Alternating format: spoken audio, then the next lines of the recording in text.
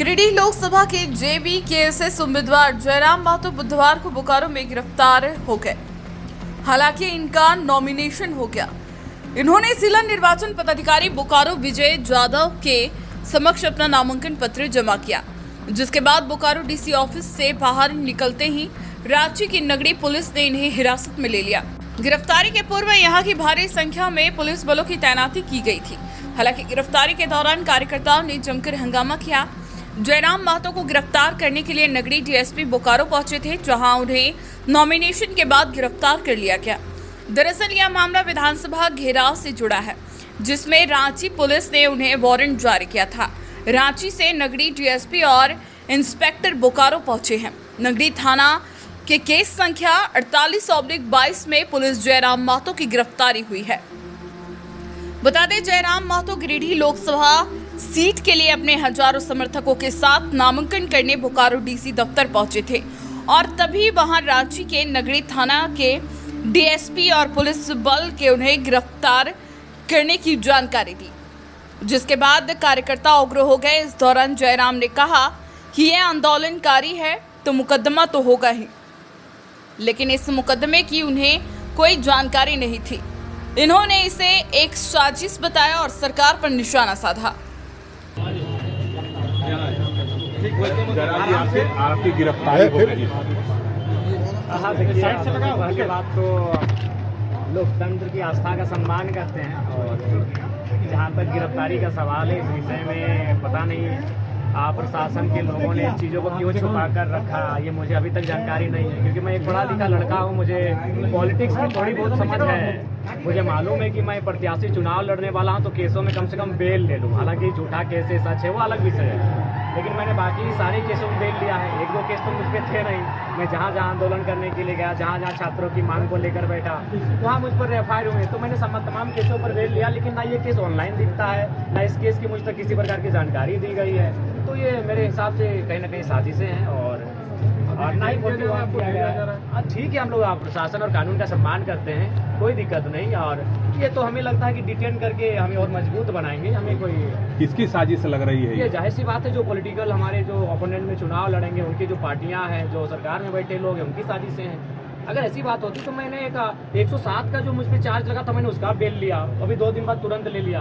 तो फिर इतना गंभीर आरोप लोग बता रहे हैं तो मैं जरूर बेल लेता। मामला क्या था? हो सकता है कि मामला विधानसभा घेराव का बताया जा रहा है। जब विधानसभा घेराव स्थानीय नीति और नियोजन नीति की मांग को लेकर हम लोग कुछ किए थे, और वो शांतिपूर्ण था। बाकायदा वहाँ के जो डीएसपी थे, उन्होंने बयान दिया था कि जरा इनके जो टीम है, इन्होंने जो अपना जगह है उस अनुसार आंदोलन किया है। यहाँ पर किसी प्रकार का कोई केस मुकदमा तो होगा नहीं। उसके बाद भी अगर ऐसी चीजें होती है तो ये कहीं ना कहीं लोकतंत्र में आवाज को दबाने जैसा होगा। समर्थन को क्या कहेंगे? समर्थकों को क्या कहेंगे? देखिए, समर्थकों को यही कहेंगे कि हड़बड़ाने की आवश्यकता नहीं है। इसी क्षेत्र में कॉमरेड एक्यूराय जेल के अंदर से चुनाव जीते थे, लेकिन हम तो डिटेन किए जा रहे हैं। फिर बेल लेके एक आदमी बाहर आ जाएंगे। नॉमिनेशन कर लिया, आगे की क्या है मतलब? आगे चुनाव जीत रहे हैं। चुनाव के लिए हमारे जो संगठन के लोग हैं गांव-गांव जाएंगे और बेहतर तरीके से हमारे विचारों को प्रचार प्रसार करेंगे। आपको लगता है बाहर में समर्थक जो है काफी उत्तेजित हैं, आपके डिटेन करने से लगता है कि माहौल में बात करेंगे, और हम चाहेंगे प्रशासन थोड़ा सा में अपने समर्थकों से बात करने की अनुमति दे और हमारे सभा तक कम से कम कोऑपरेट करें। जनसभा का अभी संबोधित करने जाएंगे आप? हम चाहेंगे प्रशासन के, देखिए, चूंकि हम डरने वाले नहीं है। मैं पहले ही प्रशासन कहना चाहूंगा, मैं भगत सिंह को आदर्श मान के निकला हूं, मैं शहीद सुनील महतो को आदर्श मान के निकला हूं। मैं भगोड़ा नहीं हूं, भागने वाला नहीं हूं। आप अगर हम पे डिटेन तो छोड़िए, अगर गोली भी चलाएंगे तो हम सीने पे खाएंगे। तो आप ये मानते हैं कि जब मामला था तो आपको पुलिस ने पहले अरेस्ट क्यों नहीं किया? क्यों नहीं किया? वही सवाल है कि जिस दिन मैं नॉमिनेशन के लिए आया हूँ, तो ये बहुत दुर्भाग्य का विषय है। मैं प्रशासन से अपील करना चाहूंगा कि मेरी जो सभा है, मुझे वहाँ संबोधन करने दिया जाए, मुझे अपनी जनता को मैसेज देने दिया जाए, ताकि वो बेहतर होगा। बाकी मुझे आप डिटेन करके ले जाएंगे, जहाँ ले जाना ले जाइए।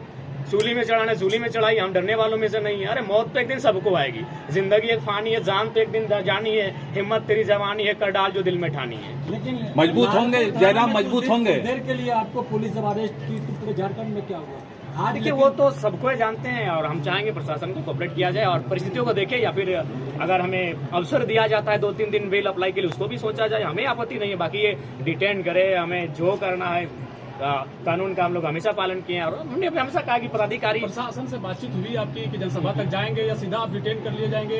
नहीं हम प्रशासन तो आपकी मीडिया के सामने बात कर रहे हैं कि हम लोग जनसभा तक जाएंगे, उसके बाद प्रशासन देखते हैं क्या बात है। गिरफ्तारी के बाद जयराम महतो मजबूत होंगे? बिल्कुल मजबूत होंगे, मानसिक रूप से मजबूत होंगे, शारीरिक रूप से मजबूत होंगे। अरे भाई, नॉमिनेशन के दिन अगर मेरी गिरफ्तारी हो रही है तो ये मेरे लिए गर्व का विषय होगा। अभी 2 साल पुराना केस बता रहे हैं तो ये मेरे लिए गर्व का विषय होगा। भावुक हो रहे हैं? हमारी गिरफ्तारी से दोनों को फायदा होगा क्योंकि दोनों की हालत खराब है। जो ग्राउंड रिपोर्ट भी नेशनल न्यूज में जा चुका है कि गिरिडीह से इंडिपेंडेंट जीत रहा है।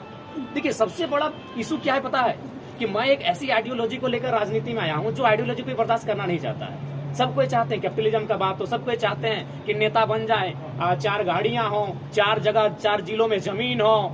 तो इस पॉलिटिक्स को करने वाले लोग हैं और मैंने तो कह दिया कि मैं जीतूंगा तो 75% अपना जो सैलरी होगा उसको दान करूंगा। मेरा अगर मेरे जिले से बाहर 1 बित्ता जमीन होगा तो लोग मुझे वोट ना करें। तो मैं एक न्यू पॉलिटिक्स करने आया हूँ। मैं क्रॉनिक कैपिटलिज्म के खिलाफ पॉलिटिक्स करने आया हूँ। मैं सत्ता की और संपत्ति की विकेंद्रीकरण का पॉलिटिक्स करने आया हूँ। तो इससे सबको अखरता है, तो दोनों को फायदा होगा, लेकिन फायदा होने वाला नहीं है। जयराम महतो अपना पहला वोट खुद को देना चाहते थे, अब तो लग रहा है कि जयराम महतो मत भी नहीं दे पाएंगे। नहीं, हम उम्मीद करते हैं अपना मत खुद को ही देंगे।